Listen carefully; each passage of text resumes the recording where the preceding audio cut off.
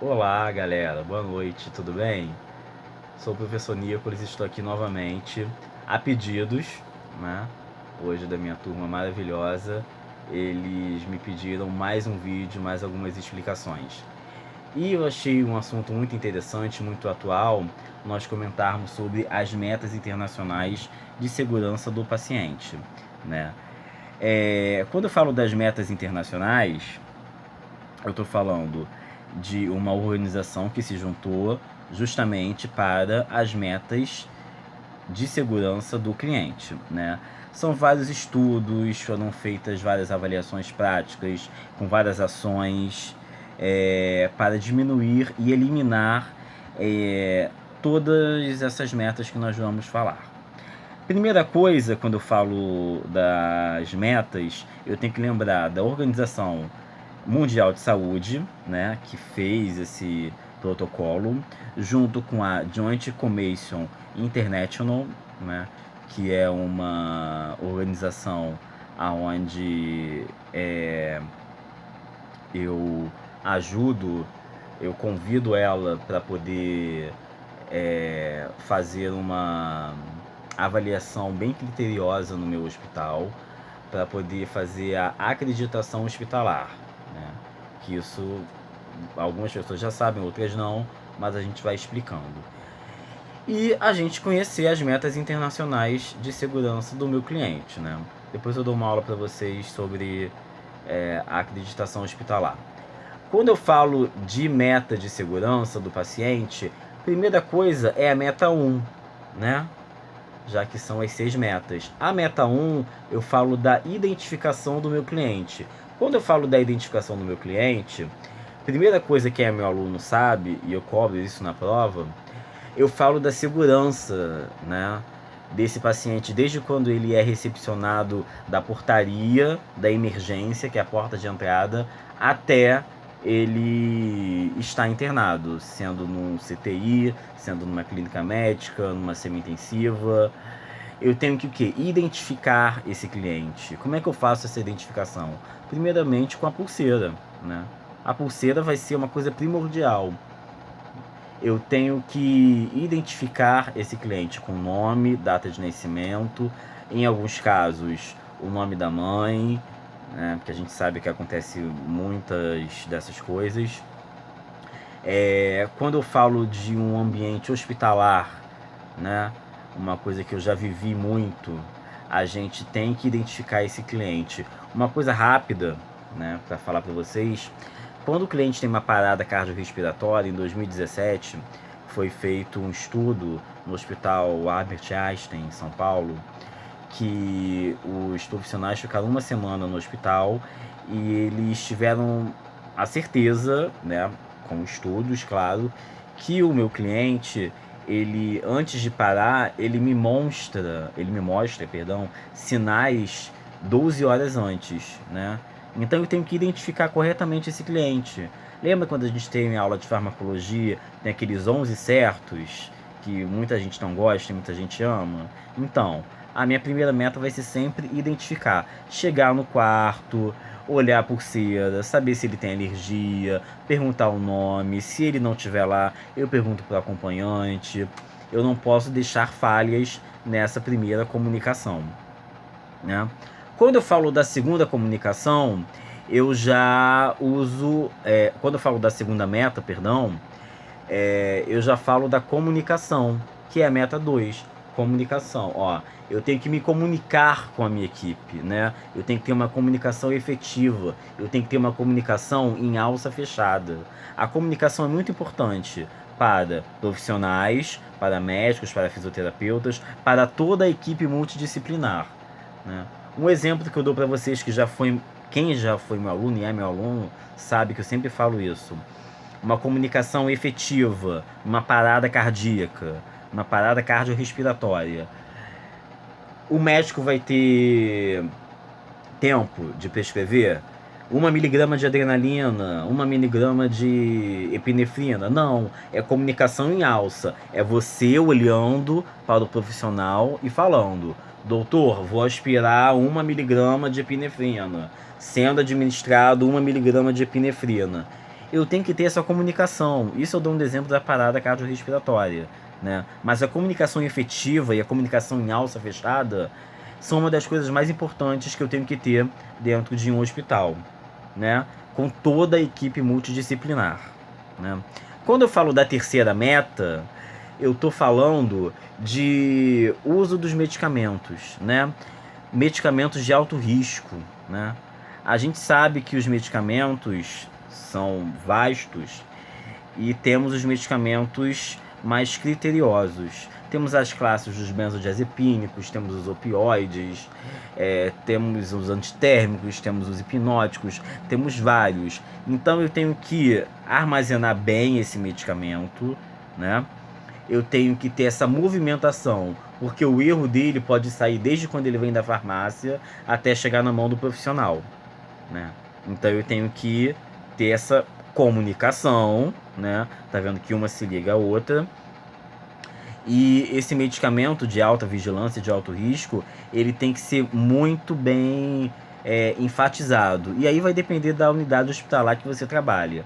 Tem unidade hospitalar que vai usar um saco preto, com uma lista vermelha dizendo que é o medicamento mais forte. Vamos dar um exemplo: um tramal, uma morfina, um fentanil, um narcótico. Vai depender, né?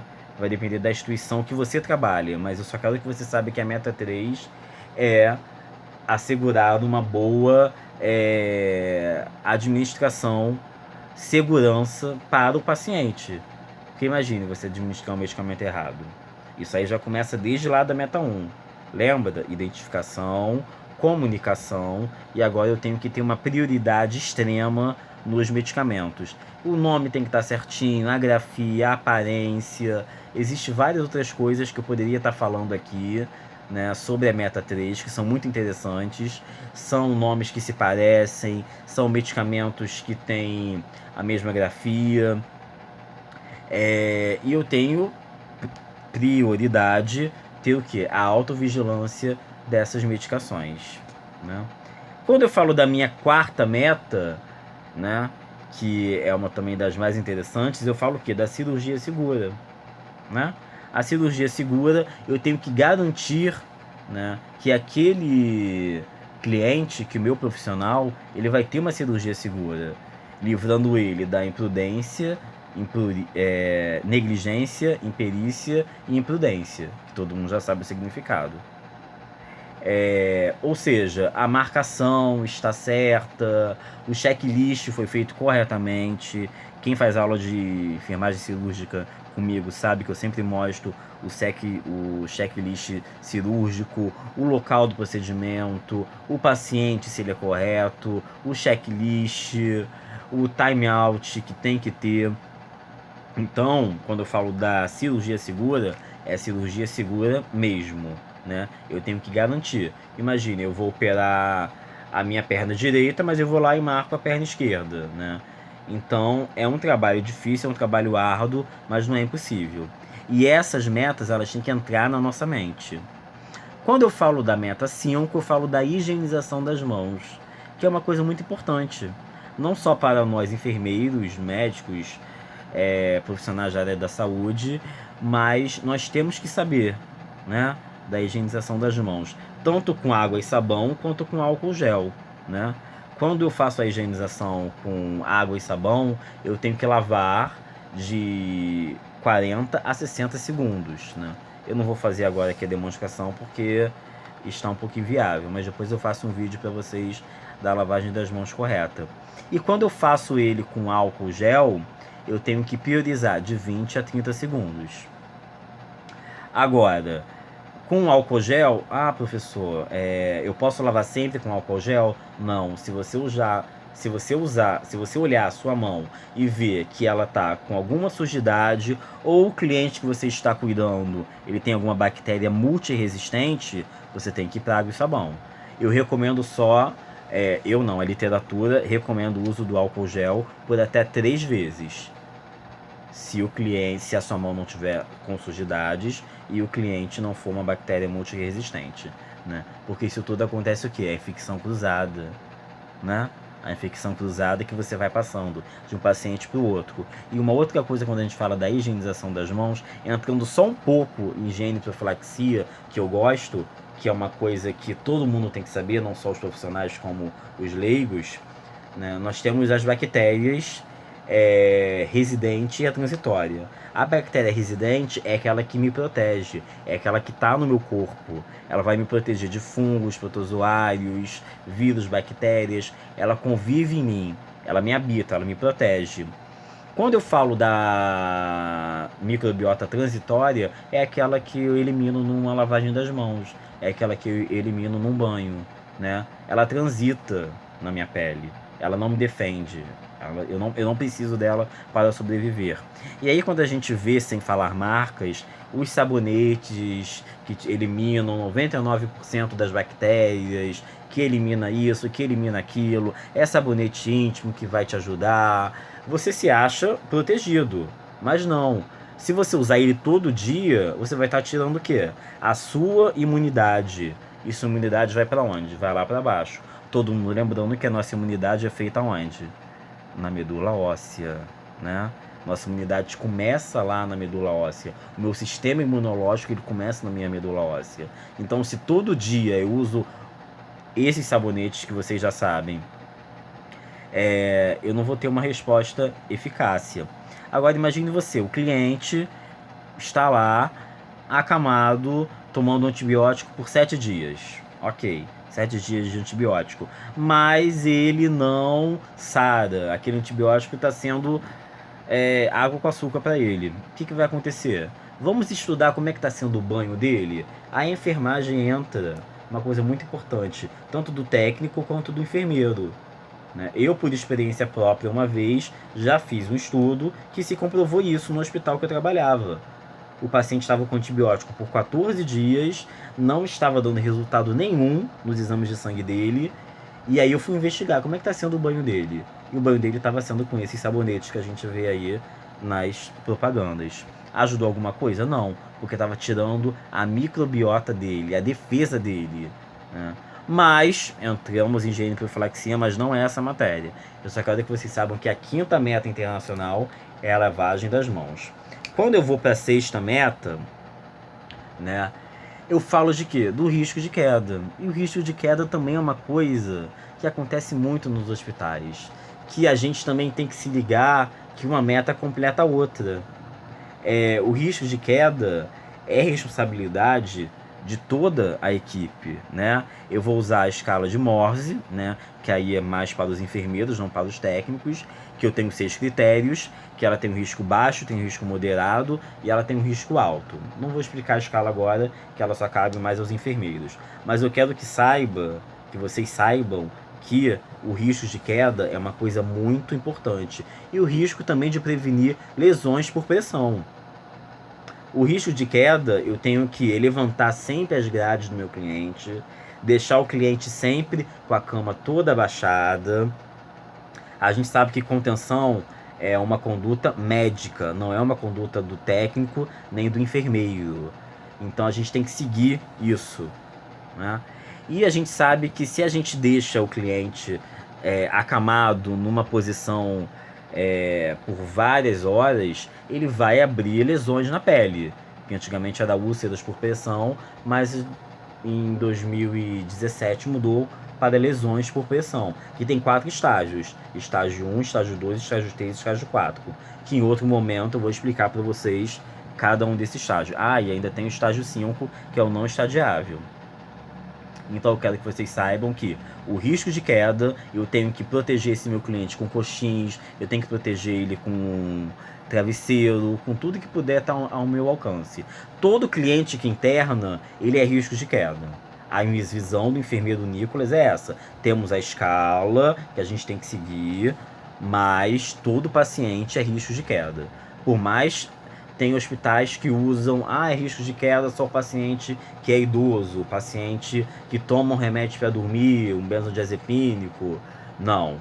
O paciente, 20 anos, internou para fazer uma apendicite, ele é risco de queda. porque ele não está no ambiente dele, ele vai estar em outro ambiente, ele sofreu uma anestesia, ele vai ter os efeitos depois dessa anestesia, ele está tomando vários remédios, né, para aliviar a dor, vários analgésicos, anti-inflamatórios. Isso tudo vai mexer o quê? Com o metabolismo dele. Ele não é risco de queda? Claro que ele é, mas é difícil ainda enraizar isso na cabeça das pessoas. A literatura diz uma coisa, ok, mas na prática também, quando vocês começarem a trabalhar, e quem já trabalha, vê que não é assim, né? E atualizando vocês, que a OMS está ainda fazendo um novo protocolo sobre a 7ª meta. A 7ª meta, eu tento reduzir os danos do transporte aéreo médico e no transporte terrestre. Ou seja, eu tenho que minimizar esses riscos, né? Imagine você, a pessoa passa mal na ambulância e aquela ambulância toda, você não sabe onde está a soro, você não sabe onde está o bicarbonato de sódio, você não sabe onde está uma adrenalina, você não sabe onde está um gel com scalp. Eu tenho que promover isso, a segurança do paciente dentro do transporte terréreo e do transporte aéreo terréreo também, né? Aeromédico, que nós chamamos. Essa é a 7ª meta, mas ainda está sendo estudada. A Organização Mundial de Saúde ainda vai protocolizar, ainda vai fazer um bom protocolo sobre isso. E eu vou estar aqui falando com vocês, não só aqui quanto nas minhas aulas também. Inclusive, quem é meu aluno e está vendo esse vídeo sabe que na minha última prova eu cobrei as 7 metas, eu não cobrei mais 6, eu cobrei as 7, né? E aí a gente fala depois mais, quando sair mais material, mais artigos, eu explico para vocês melhor sobre a 7ª queda. Sobre a 7ª queda não, sobre a 7ª meta internacional, tá bom? Só queria falar isso com vocês. Tenham uma boa noite, uma boa semana e tudo de bom. Tchau, tchau.